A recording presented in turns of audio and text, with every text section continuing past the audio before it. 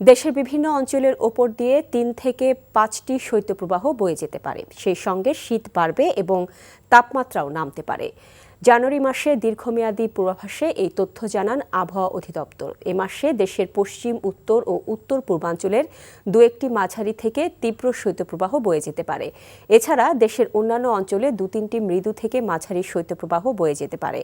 আবহাওয়া অধিদপ্তর আরও জানিয়েছে, আজ ঢাকা সহ দেশের কোথাও কোথাও দুপুর পর্যন্ত অব্যাহত থাকতে পারে কুয়াশা। ফলে দিন ও রাতের তাপমাত্রা পার্থক্য কমে এসেছে।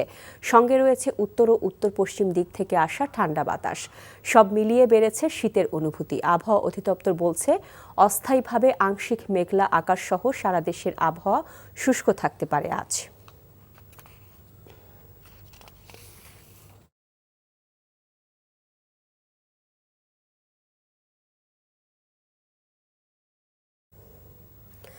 শীতের খবর জানতে এখন যাচ্ছি রাজবাড়ীতে। সেখানে আছেন আমাদের স্পেশাল করেসপন্ডেন্ট হাসান মাহমুদ।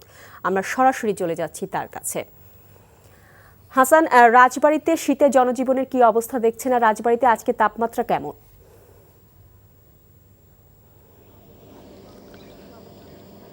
আমরা আসলে মোহসেনা শাওন, আমরা রয়েছি রাজবাড়ির একেবারে পদ্মার তীর ঘেঁষে একটি চরে, এবং এই জায়গাটিতে আমরা সকাল থেকে যখন দেখলাম যে এখানে যে বিশেষ করে এই অঞ্চল পেঁয়াজ এবং রসুনের জন্য এখন ঠিক সময়, যে এই সময়টাতে রসুন এবং পেঁয়াজ বুনছে কৃষকরা, ভোরবেলা খুব ঘন কুয়াশা ছিল এবং সেই কুয়াশার মধ্যে সবচেয়ে বড় সমস্যা যেটা, সেটা হচ্ছে হিমেল হাওয়া।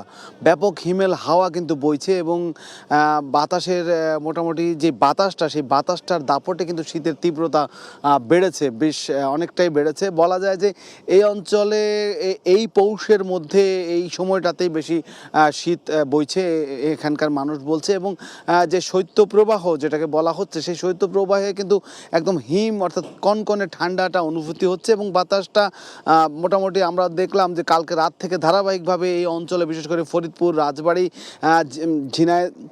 ঝিনাইদহ এবং মাগুরা, এই যে অঞ্চলটি, সেই অঞ্চলটিতে শীতের তীব্রতা কিন্তু অনেক বেড়েছে। এবং ঠিক এই সময়টাতে কৃষকদের যে সকালবেলা খেতে, অর্থাৎ কৃষি খেতে কাজ করতে হচ্ছে, তারা খুব এই ঠান্ডা উপেক্ষা করে কিন্তু তাদের এই খেতে কাজ করতে হচ্ছে। পাশাপাশি জনজীবনে বেশ খানিকটা, অর্থাৎ সূর্যের আলো হতে হতে বেশ খানিকটা সময় লেগে গেছে। এখন কিছুটা দেখা যাচ্ছে যে সূর্য তাপ বিকিরণ করছে, কিন্তু সকাল 9টা পর্যন্ত আমরা খুব একটা সূর্যের আলো কুয়াশার জন্য কিন্তু দেখিনি। বলা যায় যে প্রায় 2 অঙ্কের ঘরে থাকলেও তাপমাত্রার যে সর্বনিম্ন তাপমাত্রা 12 থেকে 13-র মধ্যে ওঠানামা করছে এই অঞ্চলে। কিন্তু এই অঞ্চলের জন্য এটি অনেক শীত, এবং বিশেষ করে সবচেয়ে বিপাকে পড়েছে আপনার যে সমস্যাটি হচ্ছে, সেটি হচ্ছে যে কৃষকদের। এবং এই অঞ্চলে আগেই বলেছি যে বেশিরভাগ কৃষি নির্ভর মানুষ, এবং পেঁয়াজ রসুনের যে সময় লাগানোর এই মৌসুমটাতে তারা শীতের এই প্রকোপটাকে তাদেরকে সহ্য করতে হচ্ছে। তাছাড়া পাশে যে পদ্মা নদীর খোলা তীর ঘেঁষে বাতাসের তীব্রতাটা কিন্তু সেদিকে অনেক বেশি ধেয়ে আসছে, যার কারণে এই সমস্যাটুকু, অর্থাৎ শীতের তীব্রতার এই রেশটা, বিশেষ করে রাজবাড়ী শহরেও আমরা দেখেছি সকালবেলা গায়ে চাদর মুড়ি দিয়ে কিন্তু মানুষ বের হয়েছে, খুব বেশি যাদের প্রয়োজন তারা আসলে। তো সব মিলিয়ে গ্রামীণ অঞ্চলে, গ্রামীণ জনপদে বিশেষ করে শীতের তীব্রতা বলা যায় যে অনেক ভালোই অনুভূত হচ্ছে, এবং সবচেয়ে বেশি সমস্যা হচ্ছে এই হিমেল হাওয়াটা। শাওন, জানছিলাম শীতের খবর।